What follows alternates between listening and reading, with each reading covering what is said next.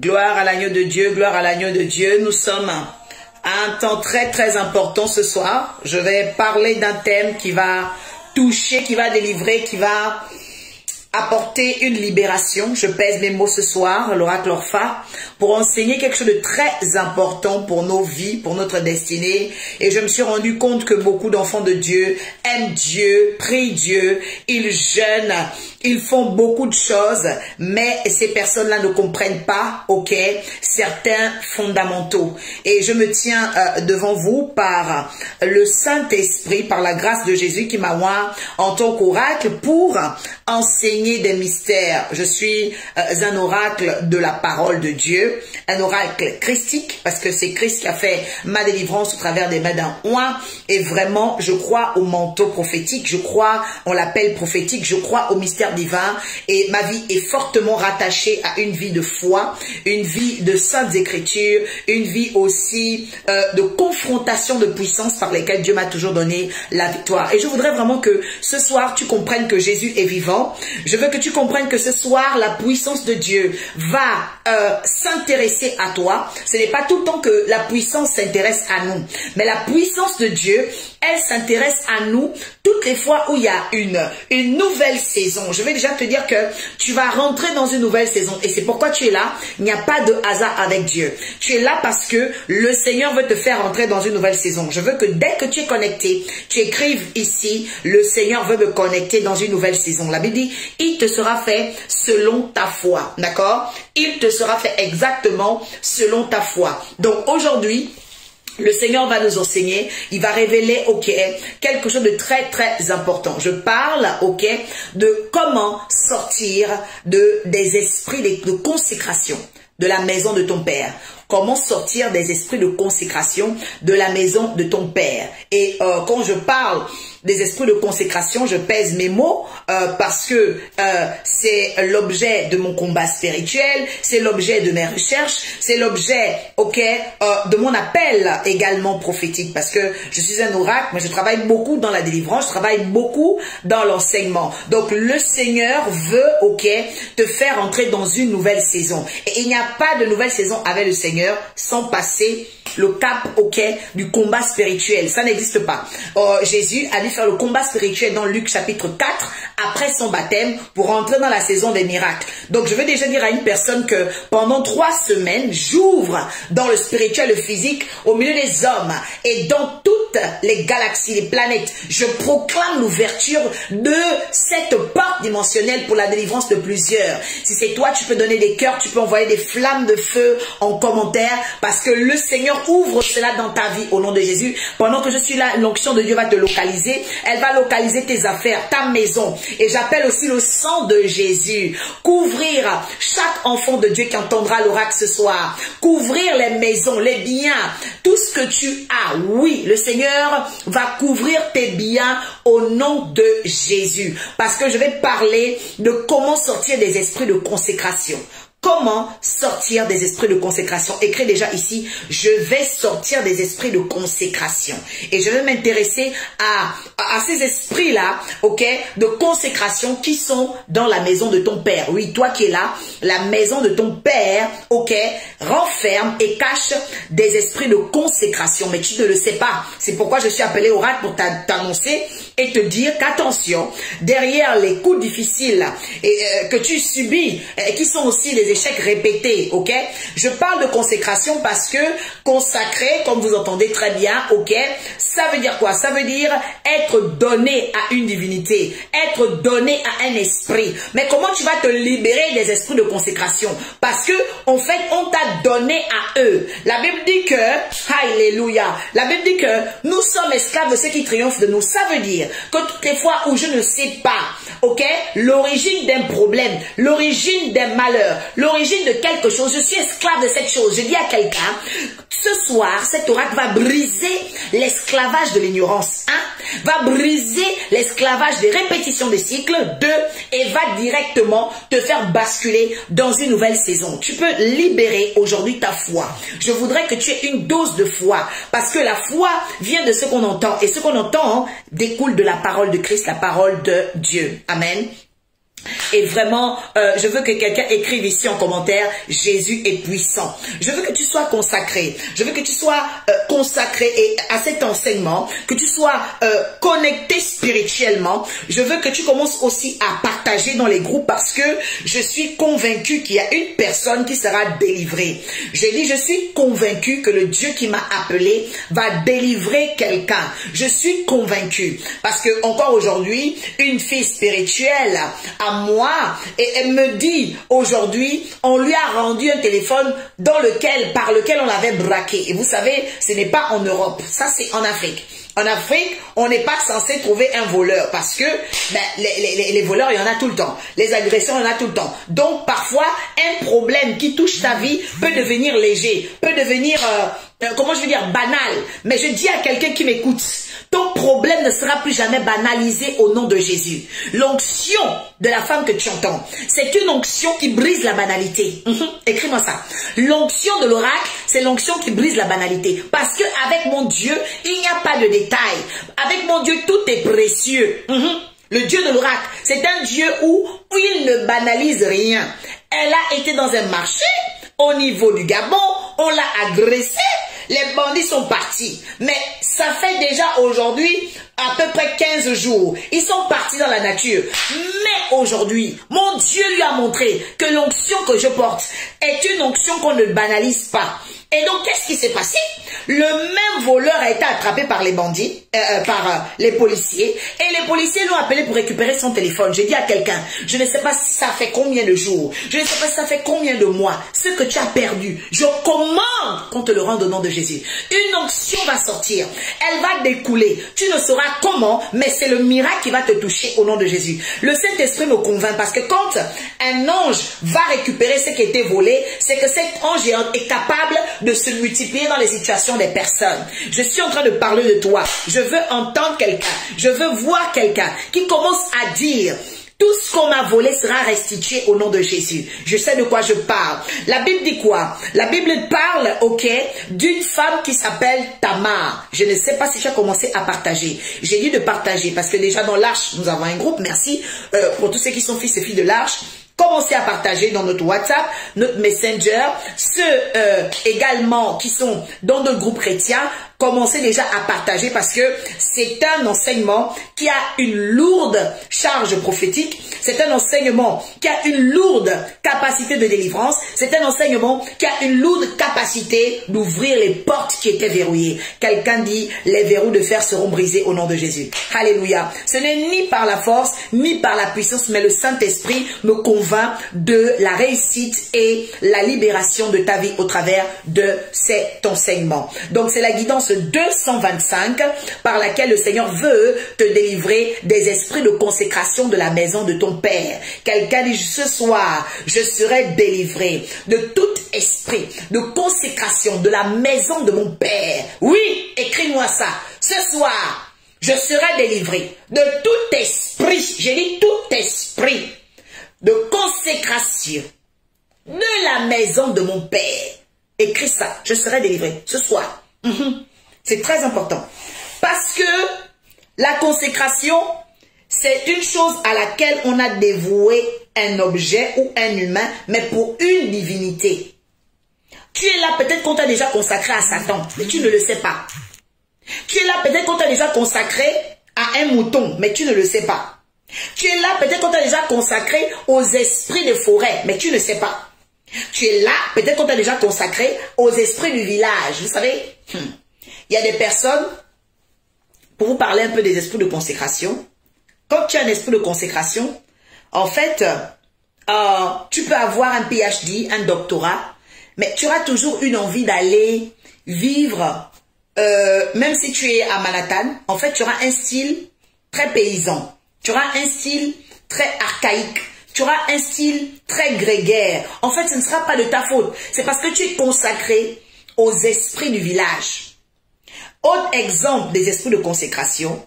L'esprit de consécration, c'est quoi? C'est que tu peux avoir tous les diplômes, tu peux être une personne très avenante en société, intelligente, mais parfois tu n'as pas de travail. Oui, tu ne travailles pas. Tu as tous les diplômes, mais tu ne travailles pas. En fait, tu n'arrives pas à trouver de grâce de l'emploi. Nous allons aller dans les Saintes Écritures, vous allez comprendre cela. Quelqu'un dit ce soir, l'oracle va apporter du feu. L'oracle va apporter du feu. Pendant que tu es là, s'il te plaît, commence à partager dans les groupes. Je veux qu'il y ait une sécurité du direct. Donc, ne viens pas regarder le direct comme la télévision. Sécurise le direct avec des likes. Sécurise le direct avec des mouvements et que Dieu te bénisse dans le partage. Je vais aller dans les Saintes Écritures, Genèse 38, versets 6 à 11. Donc, je ne vois pas encore les personnes de l'Arche de la Nouvelle Alliance parce que quand les personnes de l'Arche de la Nouvelle Alliance sont là, il y a du mouvement. Que Dieu bénisse les personnes qui sont ici pour la première fois. Quand vous êtes connectés, mettez-y, ok, faites des réactions parce que ça permet de sécuriser un direct. Un direct qu'on regarde sans réaction, en fait, n'est pas sécurisé. Voilà. Genèse 38, versets 6 à 11. Père, je fais maintenant cette prière aujourd'hui. Tel que tu me convaincs par l'Esprit, Seigneur, donne la délivrance, donne large compréhension. Casse et débloque les consciences au nom de Jésus. Que tout diable dans les cœurs, diable dans les mémoires, diable dans les maisons, ô esprit d'opposition, soit vaincu au nom de Jésus. Ô Père, merci pour la puissance de ton esprit qui agit maintenant et ouvre les portes qui étaient fermées au nom de Jésus. Genèse 38, versets 6 à 11. Je lis la parole du Seigneur, son esprit est sur moi. Juda prit pour son premier-né, une femme nommée Tamar. Premier-né de Juda, était méchant aux yeux de l'Éternel, et l'Éternel le fit mourir. Alors Juda dit à Onan, va vers la femme de ton père, prends-la comme beau-frère et suscite une postérité à ton frère. Onan, sachant que cette postérité ne serait pas à lui, se souillait à terre lorsqu'il allait vers la femme de son frère, afin de ne pas donner de postérité à son frère. Ce qu'il faisait depuis à l'Éternel qui le fit aussi mourir. Verset 11 et dernier. Alors Juda dit à Tamar, sa belle-fille, je veux que tu soulignes ça. Juda dit à Tamar, sa belle-fille, demeure veuve. 1. Mais dans la maison de ton père. 2. Jusqu'à ce que Shéla, mon fils, soit grand. Il parlait ainsi dans la crainte que Shéla ne mourût comme ses frères. Tamar s'en alla et elle habita dans la maison de son père. Terminé. Je veux parler de 1, 2, 3, 4, 5, 6, 7 et 8 choses importantes à savoir sur la consécration des esprits de la maison de ton père. Je vais parler de la consécration des esprits de la maison de ton père. Il faut savoir que la consécration est une chose qui est très usuelle en Afrique et même aussi en Europe, parce que dès que tu es né, on t'a déjà consacré à quelque chose. Voilà, c'est comme ça. Si dans ta famille, justement, vous êtes en Jésus, tu seras consacré à Jésus-Christ. Mais si tu es dans une famille où vous ne priez pas Jésus, c'est-à-dire que pour les personnes qui ne savent pas, peut-être vous n'allez pas à l'église, vous n'avez pas une vie de prière, voilà, vous êtes peut-être catholique, vous êtes peut-être chrétien, mais vous êtes des chrétiens du dimanche. En fait, il faut savoir que c'est le signe que tu es déjà consacré à d'autres esprits. D'accord? Donc, je répète encore que la consécration est automatique pour tout être vivant. Voilà. Pour être consacré, tu n'as pas besoin d'aller voir un féticheur ou quoi que ce soit. Pour être consacré, il faut simplement naître. C'est pourquoi Karl Marx peut nous dire que l'enfant qui naît est assez vieux pour mourir. Donc, il faut savoir que dès que tu es né, tu es déjà consacré. Voilà. La consécration n'a rien à voir avec le fait d'aller voir un féticheur. Non. C'est vrai que ça c'est encore au niveau de certains hôtels qui peuvent être faits justement parce qu'il y a des esprits de consécration sans hôtel, mais il y a des esprits de consécration avec hôtel. Donc je vais parler de ça parce que l'hôtel c'est le point de contact, mais la consécration c'est l'action de l'hôtel dans la vie des gens. Quelqu'un me note ça ce soir. Donc l'autel d'une famille, c'est le point de contact des esprits adorés dans la famille. Mais la consécration, ce sont les manifestations de l'autel dans les vies, par les esprits justement de l'autel. C'est ça la consécration. La consécration, c'est une action des esprits de l'autel de la famille dans la vie de quelqu'un. Voilà. Donc, je viens parler vraiment concernant cela parce que le Saint-Esprit m'y autorise. Parce qu'une personne doit être délivrée. Que Dieu te bénisse, et dit Delphine, parce que quand il y a du mouvement, c'est vraiment très important. Et j'espère que vous avez commencé à partager dans les groupes. Donc, Genèse 38, parce que nous avons une demi-heure, 38 verset 11, nous parle, ok, de Judas. Donc, Judas qui est un père, il prie pour femme son fils, ok, il prie pour femme à son fils.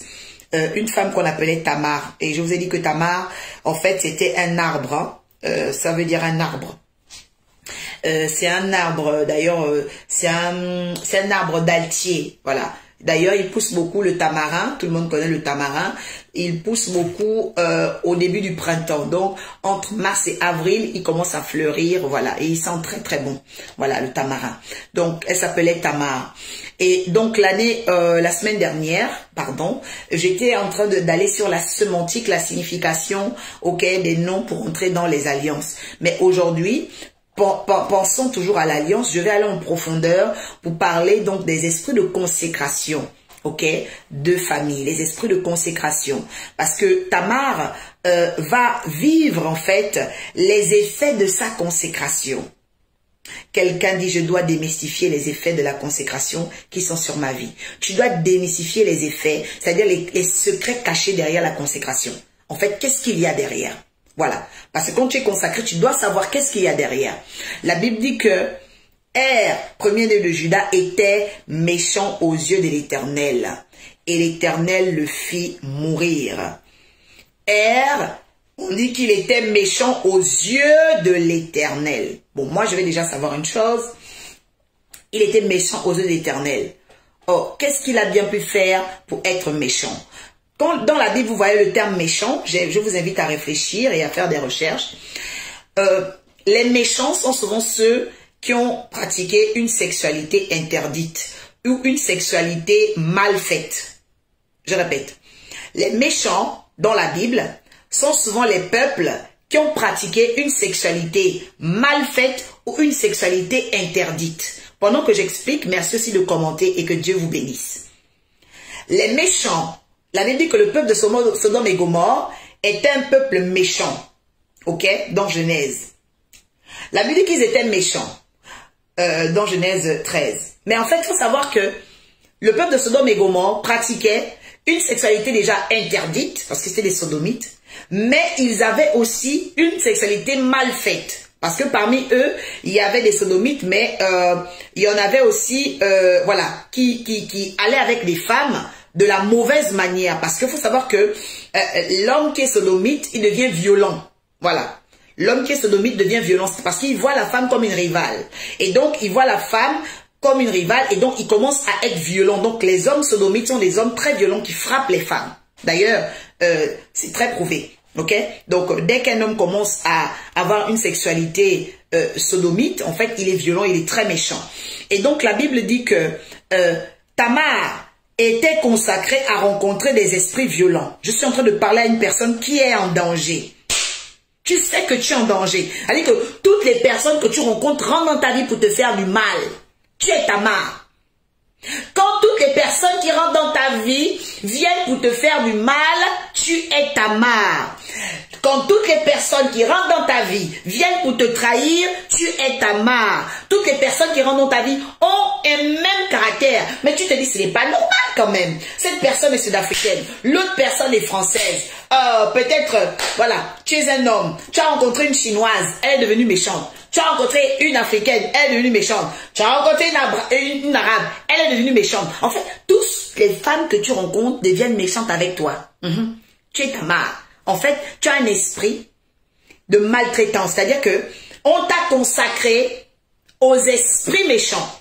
Parce qu'il y a des gens qui sont consacrés aux esprits méchants. Je suis venue ce soir pour que tu sois délivré de ces esprits. Et que tu saches comment prier à partir de ce soir. Parce que la Bible dit que pendant que Tamar rentre en mariage, on lui donne le fils aîné.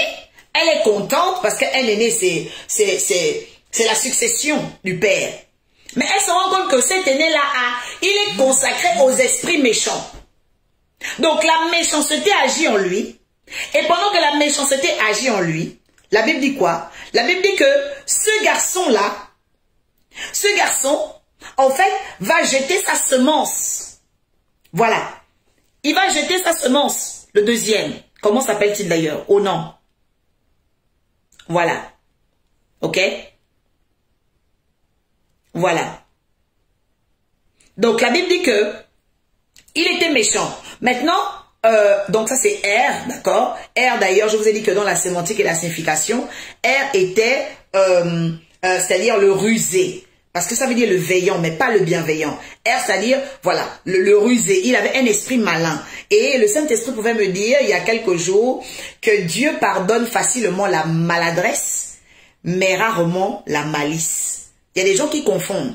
Vous savez, il y a des gens qui peuvent, tu prends un objet, voilà, comme ça, hop, il tombe. Parce que tu es maladroit. Ok? C'est pas un péché. Non. C'est une erreur. C'est une forme de transgression. Dieu peut te pardonner la maladresse. Mais Dieu pardonne rarement la malice. Parce que la malice vient du mal.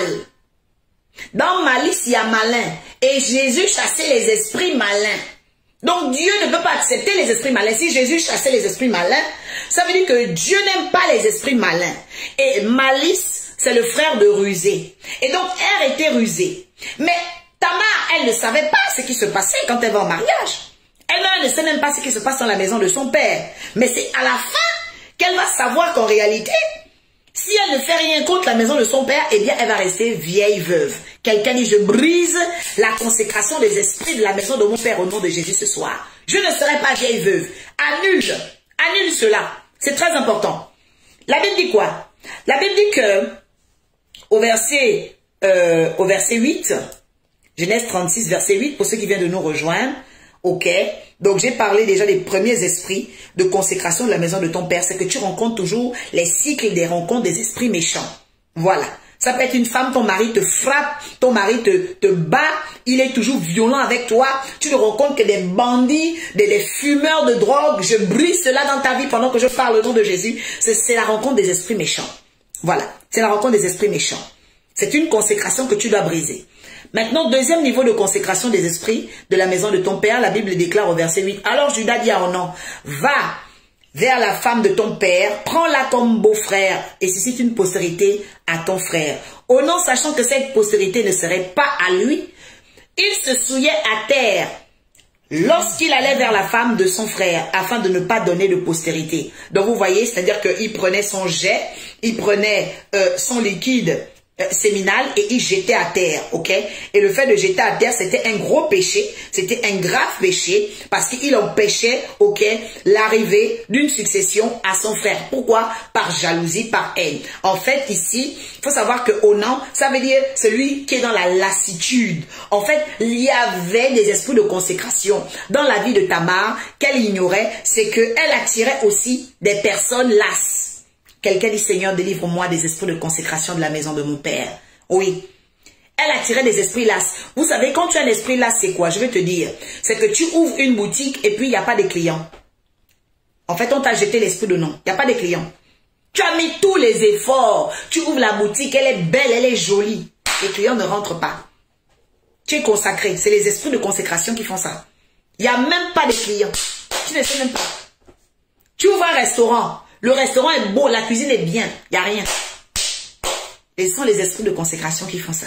Voilà. C'est ce qu'on a. Parce qu'en fait, il y a une lassitude. Et la lassitude, c'est aussi le dégoût, en fait. C'est le dégoût, c'est le rejet. C'est le rejet. C'est comme une femme, tu es là, tu es belle, tu ne sais même pas. Tu es exemplaire, comme il faut. Mais un démon est toujours envoyé dans le cœur des gens pour te rejeter, pour mal parler de toi, pour t'abuser, en fait. Voilà. Parce que le plus important, c'est qu'à la fin, il y a la marque de la lassitude ou du dégoût. Donc, les gens sont vite dégoûtés de toi. Les gens se lassent vite de toi. Tu ne sais même pas pourquoi. Même tes enfants. Tu parles avec tes enfants, ils sont lasses. Tes enfants sont dégoûtés. Il faut faire attention quand tu commences à voir ça. Ce sont les esprits de consécration parce qu'ils ne veulent pas que tes enfants t'obéissent. Quelqu'un dit, je brise le pouvoir des démons de consécration, de lassitude caractérielle au nom de Jésus. C'est important. Parce qu'il y a des gens qui se disent, ah non, ça va passer à les enfants. Non, non, non, ça va passer. Hein. Ce sont des esprits de consécration. C'est-à-dire que tes enfants ne t'écoutent pas. Ils méprisent ta parole. En fait, tu aspires le dégoût. Ils savent même pas. Ils ne veulent pas t'écouter. Ils veulent pas. En fait, ils veulent juste te désobéir. Voilà. Et même au niveau du travail, tu vas remarquer que tu ne pèses pas fort. Voilà. Quand on prend les décisions de travail, vous êtes 15 à travailler, bon, ben, on ne prend jamais ton avis, on ne te consulte jamais. On prend les décisions sans toi. C'est le signe de la lassitude. J'ai dit à une personne, le Seigneur va te délivrer de tous ces esprits de consécration au nom de Jésus. Vous devez le savoir, parce que chaque maison de ton père, chaque maison d'un père a des esprits de consécration. Faut faire attention. Que Dieu te bénisse, William, et que Dieu te libère de tout esprit de lassitude caractérielle au nom de Jésus. Ah oui, ce sont les esprits de consécration. Il faut vraiment prendre conscience de ça. La deuxième chose, la Bible dit au verset 10, au verset 10, ce qu'il faisait déplu à l'Éternel, ok, qui le fit aussi mourir. Alors Judas dit à Tamar, moi c'est là que j'ai compris que c'était vraiment un esprit de consécration sur cette femme. Il dit à Tamar, sa belle-fille, demeure veuve. Écoutez, hein. Il ne dit pas à Tamar, tu es ma fille ou quoi. Il dit demeure veuve. C'est-à-dire que tu es le signe carrément de la mort de plusieurs hommes. Donc demeure veuve. Et quand il dit demeure veuve, en fait, non mais... Quand je décortique ce passage de la Bible, je vous dis, j'ai mal. J'ai mal parce que je me rends compte que quand il y a un esprit de consécration sur ta vie, en fait, tu fais toujours le retour en arrière. C'est ce qu'on appelle la case départ. C'est le retour en arrière, c'est la case départ. Vous devez le savoir. C'est la case départ, c'est le troisième niveau que tu dois savoir. Sur les esprits de consécration, c'est un retour en arrière, un retour à la case départ. Tout ce que tu fais, ça tombe à l'eau. Tu commences, ça tombe à l'eau. 5 ans, 20 ans, 10 ans, ça tombe à l'eau. Vous voyez, il y a beaucoup de femmes qui sont tellement belles et tu te dis, bon, bah Seigneur, tout ira bien, je vais commencer avec cet homme-là, gloire à Dieu, vous installez ensemble, 1 an, 2 ans, 3 ans, 4 ans, 5 ans, 6 ans, 7 ans, 8 ans, 10 ans, tu vois que tu commences à avoir des rides, tu as déjà aligné beaucoup d'enfants, eh bien, il ne va pas t'épouser, tu restes dans la maison. Et pourtant, tu sais qu'il t'aime, mais tu vois bien dans ses yeux qu'il t'aime, mais il n'y a pas de mariage. Eh bien, pourquoi il n'y a pas de mariage? Parce qu'il y a un esprit de consécration. Ah oui! Il y a un esprit de consécration. Il dit à Tamar, demeure veuve. Quelqu'un dit, je brise le veuvage sur ma vie au nom de Jésus. Comment elle peut demeurer veuve? Pourquoi ne pas enlever le veuvage et puis dire à Tamar, cherche-toi un autre mari? La Bible me dit que Naomi, quand ses fils sont morts, elle a dit à... Naomi a dit à ses fils, oui, Naomi a dit à ses belles-filles, pardon, Orpa, d'ailleurs que je rachète. Donc Orpa et Ruth, elle leur a dit, allez-y vous marier. Mais Ruth a dit non. Orpa, elle allait se marier. Ruth a dit non. Je te suis, ton Dieu sera mon Dieu. Oh, je sens la présence du Saint-Esprit dans la vie d'une personne. Le Seigneur me dit qu'il y a une femme qui est en train de crier. C'est le jour de ta délivrance au nom de Jésus. La Bible dit que, à cet instant-là, Ruth décide de rester avec Naomi. Mais regardez un peu le comportement de Judas. C'est le signe de la consécration. C'est que les gens mettent des noms de malédiction sur ta vie. Il dit à Tamar, sa belle-fille, demeure veuve. Mais Naomi a dit, mes filles, allez vous marier. Les maris sont déjà morts. Comment tu me demandes de demeurer veuve? Ça, c'est le signe de la consécration. Alléluia. Maintenant, qu'est-ce qui se passe? Demeure veuve dans la maison de ton père. Vous voyez? Dans la maison de ton père. Il n'a pas dit, va chercher un autre mari. La maison de ton père. Ensuite, jusqu'à ce que Sheila, mon fils, soit grand. Mais c'est quel genre d'hérésie? Parce que, admettons que l'aîné avait 33 ans. Les femmes israélites enfantaient très bien. Donc, 33 ans. Le deuxième devait avoir 31 ans. OK? Et le dernier, admettons, avait peut-être 27 ans. Donc, il demande à Tamar d'attendre un homme qui est plus jeune qu'elle. Un homme qui est plus jeune qu'elle. Alors qu'il sait très bien que ce n'était pas faisable. En Israël, la femme n'avait pas le droit d'être plus âgée que le mari. D'accord? Et on voit bien que c'est un subterfuge. Quelqu'un dit quand on est consacré aux esprits de famille, aux consécrations familiales, il y a des subterfuges, ce qu'on appelle des pièges.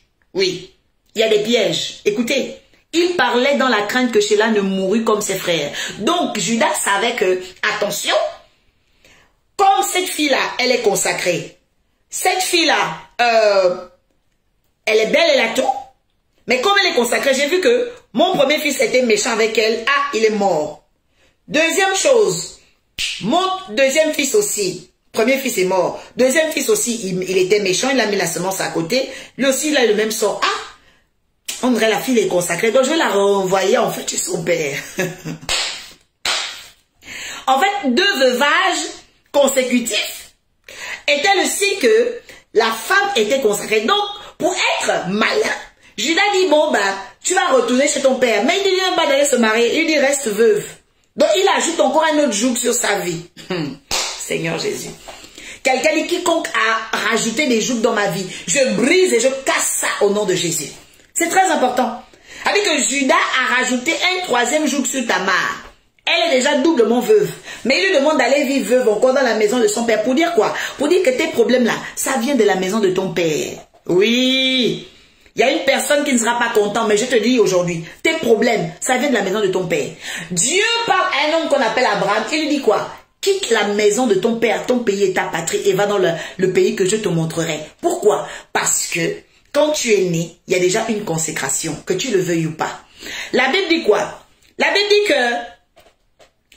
dit que Sheila, ok, avait un risque de mourir. Et donc, Sheila, je vous ai dit quoi? Sheila, c'est shut off the light. C'est-à-dire que c'est arrêter la lumière. Arrêter la lumière. Que Dieu te bénisse, William. C'est arrêter la lumière. C'est-à-dire que quand Sheila, l'esprit de Sheila est là, c'est qu'on doit arrêter ta lumière. Et c'est ce qui s'est passé. Quand Tamar a quitté la maison de son beau-père, sa belle famille, qu'est-ce qui va se passer? Eh bien, tout de suite, elle va retourner dans la maison de son père. Donc, on la ramène encore à 0. La Bible dit qu'elle était ramenée à 0. Quelqu'un dit, je brise les programmations qui veulent me ramener à 0 chaque année, chaque cycle, au nom de Jésus. Ça, c'est pour ta prière, c'est très important. Que Dieu te bénisse, Dimitri Horis. La Bible dit que Tamar s'en alla, écoutez, et elle habita dans la maison de son père. Elle habita dans la maison de son père. Je vous dis qu'aujourd'hui, nous sommes à la première partie. Nous sommes à la première partie. Parce que je vais faire exactement 3 semaines là-dessus. Nous allons vraiment prier. Nous allons renoncer. Nous allons couper les liens des esprits de consécration. C'est pourquoi si tu es là pour la première fois, je t'invite à nous rejoindre dans l'Arche de la Nouvelle Alliance tous les mercredis et les vendredis à partir de 21 h sur les conférences Zoom. Tu as l'occasion de m'écrire en inbox. Tu as l'occasion de suivre sur YouTube les vidéos, les enseignements, Prophétesse Oracle Orpha sur YouTube. Si tu ne brises pas un esprit de consécration, parce qu'il y a des gens peut-être qui vont dire, bon, à quoi ça sert même de faire le combat, les esprits de consécration, je peux rester comme ça, bon, bah, si ma famille, je reconnais que les méchants, c'est comme ça, c'est mon destin. Vous voyez, il y a des gens comme ça. Voilà. C'est un aveu de capitulation. Et laisse-moi te dire que Jésus ne viendra pas prendre les personnes possédées. Ce n'est pas possible. Non, c'est pas possible. Jésus ne peut pas venir prendre quelqu'un qui est possédé. Jésus ne peut pas venir prendre quelqu'un qui a la possession d'un Baal, la possession d'un Astarté. Non. Toi-même, tu dois faire un acte pour sortir de ce lien. Et je déclare que la foi t'est donnée pour briser ces liens au nom de Jésus. Il y a des esprits de consécration. Il y a des esprits de consécration. Et un esprit de consécration, il est là pourquoi? Pour que tu n'atteignes jamais les objectifs que Dieu a pour toi. Nous voyons Gédéon qui a eu ça. Gédéon qui était consacré à la pauvreté, à la petitesse et puis à la faiblesse. Vous voyez? Il était consacré à ça. L'esprit de pauvreté. Donc, Gédéon, on pouvait lui donner 1 million d'euros. Il allait tout dépenser du jour au lendemain. C'est comme là. Toi, parfois, tu as beaucoup d'argent. Tu es payé combien de salaire? Tu as combien en termes de revenus d'activité? Tu as combien en termes de salaire? Ta masse salariale est importante. C'est pas que tu n'es sans rien. Et même si tu n'es sans rien, tu as quand même des revenus pour faire de l'épargne. Mais regarde, est-ce que tu as de l'épargne? Est-ce que tu as de l'épargne? Regarde toi-même ta vie. Regarde toi-même ta vie. Est-ce que tu as de l'épargne? Mais il y a des personnes qui gagnent moins, qui sont bien organisées par rapport à toi. Alors, c'est quoi le problème? Ce sont des esprits de consécration. Il est temps que nous arrêtions au quai de faire le déni. Quelqu'un qui pourrait délivrer des esprits de consécration, il faut arrêter le déni. Ça, c'est important. Quand tu veux la délivrance des esprits de consécration, il faut vraiment arrêter le déni. Te dire, bon, bah, oh, c'est comme ça chez nous. Hein. Ah, ben, de toute façon, ah, non. Quand on parle de consécration, il n'y a plus de chez nous. Non. Quand on parle de consécration, maintenant, chacun doit chercher à enlever sa vie, à enlever, dissocier, désolidariser. Oui, parce que tu mérites la délivrance, tu mérites le bonheur, tu mérites d'être à l'aise dans la société. C'est très important. Vous voyez? Même Moïse aussi avait un esprit de consécration. Donc les esprits de consécration, c'est pas parce que, voilà, je suis pasteur, je suis machin, c'est non, non, non. Tu peux être homme de Dieu et puis consacré. Donc ton combat, c'est ton combat. Tu ne dois pas le négliger. C'est très important. Moïse était prophète, mais il avait des esprits de consécration. Ok? Donc les esprits de consécration qui l'ont mené à être en colère, dépressif, il cassait les choses n'importe comment. Ce sont les esprits de consécration. Faire attention. Voilà. L'irritabilité. C'est ça. Voilà. Tu sais même pas, parfois, tu es là, ben, tu rencontres toutes les femmes du monde, mais tu ne veux pas te marier. Il y a un esprit anti-mariage dans ta mentalité. Elle dit, quand tu vois une femme, tu ne sais pas pourquoi. Tu vas la marier, non? En fait, tu es consacré. Voilà. À rester dandy. À rester un dandy. Voilà. Dans les jupons de ta mère. Et tu ne te rends même pas compte que tu es consacré. À rester dans les jupons de ta mère. Voilà. Parce que, en fait, il y a un esprit de consécration. Tu ne te poses jamais la question, ah, mais comment je vais faire pour être un père? Comment je vais faire pour être, voilà, un chef d'entreprise? Tu ne penses pas au grand plan de ta vie. Ça, c'est le signe qu'il y a un esprit de consécration. Voilà. Tu es dans les jupons de maman tout le temps. C'est comme ça. Ça, c'est dangereux. C'est très dangereux. Donc, la Bible dit que Tamar est allée dans la maison de son père. La semaine prochaine, nous allons parler de comment les briser. Nous allons parler de comment les briser parce que c'est possible de les vaincre, ok? Mais il faut vraiment avoir la foi, la stratégie et l'obéissance à Dieu. Je répète, la foi, ok? C'est très très important, c'est très très important. La stratégie et l'obéissance à Dieu. Parce que si tu n'as pas de stratégie, tu ne sors pas. Il faut la foi, il faut la stratégie et l'obéissance à Dieu. Parce qu'il y a des gens qui ont la foi, c'est bien, ils ont la stratégie mais ils n'obéissent pas à Dieu. Mais tu veux quoi? Tu n'obéis pas à Dieu, tu penses quoi? C'est comme ça, tu vas te détacher, tu vas vouloir t'échapper? Eh bien non. La Bible déclare même que celui qui renverse une muraille, parfois ne doit pas être surpris d'être mordu par un serpent. Ok?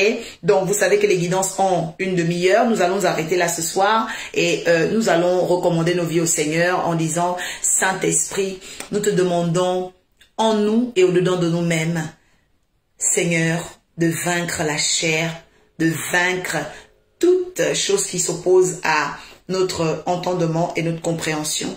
Te rendons grâce pour ce nouvel enseignement sur la consécration aux esprits de la maison de notre Père. Délivre-nous, Seigneur, de ces esprits de consécration, car toi, tu as tous les pouvoirs et la puissance nécessaires. Oui, nous savons, Père, que beaucoup d'échecs sont à la base, oui, des échecs de dégoût, de rejet, des échecs répétitifs, des rencontres des esprits méchants, des situations désastreuses et même tragédiques, parce que les esprits méchants causent aussi des situations tragédiques dans la vie des gens. Seigneur, des esprits aussi de fermeture qui ne nous donnent même pas accès, Seigneur. Ils ferment notre avenir. Mais aujourd'hui, Père, nous brisons et cassons leurs plans dans nos vies au nom de Jésus. Père, merci parce que nous savons que tu nous délivres par la foi, la stratégie et l'obéissance. Que toute l'honneur te revienne, car, Père, tous les noms de malédiction qui nous ont été donnés sont effacés. Les autels, Seigneur, et leurs manifestations, Père éternel, seront vaincus et anéantis au nom de Jésus. Père, donne la délivrance des esprits des eaux. Donne la délivrance des esprits de forêt. Donne la délivrance des esprits d'échec. Donne la délivrance des esprits méchants. Donne la délivrance des esprits de rejet. Donne la délivrance des esprits de blocage. Seigneur, nous te bénissons. Nous te disons merci. Parce que quand nous plantons, il y a le Saint-Esprit qui vient arroser. Merci pour la conviction derrière cet enseignement et cette prière que je sanctifie dans le sang de Jésus. Je proclame la restauration. Amen. Bénédiction, bénédiction. Donc, c'est la prière de la fin. Et donc, je vous laisse vraiment à méditer Genèse 38. Vous savez, l'histoire de Tamar est une histoire qui est vraiment très, très, très forte. Parce que Ruth, on remarque qu'elle a rencontré une belle-mère bien. Mais Tamar, elle n'était pas tombée sur un bon beau-père. Ah oui, oui, oui. Judas était très, très difficile. Et elle a dû retourner dans la maison de son père. Mais c'est aussi dans la maison de son père qu'elle a découvert, ok, les stratégies. Je rappelle encore qu'il faut la foi, la stratégie et l'obéissance. Donc nous allons découvrir tout ça, ok. Dans la maison de son père, elle aura la stratégie pour vaincre même les autels et les esprits de consécration de la maison de son père afin de pouvoir avoir un avenir et une succession. Donc nous allons nous séparer là. Pour ceux qui viennent la première fois, c'est l'oracle Orpha, présidente de l'Académie de la guidance ascensionnelle. Visionnaires de l'Arche de la Nouvelle Alliance, vous êtes les bienvenus pendant nos travaux les mercredis, vendredis sur Zoom conférence, les dimanches également à 14 h. Donc, je suis spécialiste en guidance ascensionnelle. Je travaille sur les cellules souches. D'accord, je travaille sur les cellules souches, donc avec l'oracle, vous découvrez l'ancestralité, la divinité et l'humanité. Énormément de travaux m'ont été donnés par le Saint-Esprit. Je continue, je poursuis ma course et des livres sont en préparation sur la santé du croyant d'ici l'année prochaine par la grâce de Dieu. Et donc voilà, abonnez-vous sur la page Prophétesse Oracle sur YouTube, partagez vraiment cet enseignement sur les consécrations familiales parce que je sais de tout mon cœur qu'une personne vraiment va témoigner. Venez en inbox témoigner, venez aussi sur cette vidéo, vous pouvez témoigner et je bénis le Seigneur pour cette fille spirituelle qui m'a vraiment témoigné de l'onction qui accompagne mon ministère. Aujourd'hui, la police l'a appelé pour dire, écoute, ton téléphone a été retrouvé pendant qu'elle avait été braquée, agressée en plein marché. Elle ne savait même pas l'identité de la personne, mais elle est quand même allée sous le conseil que je lui avais donné, faire la déposition au commissariat et on l'a appelé aujourd'hui pour lui dire de la maison de son père doit chercher Dieu comme père. Écris-le-moi.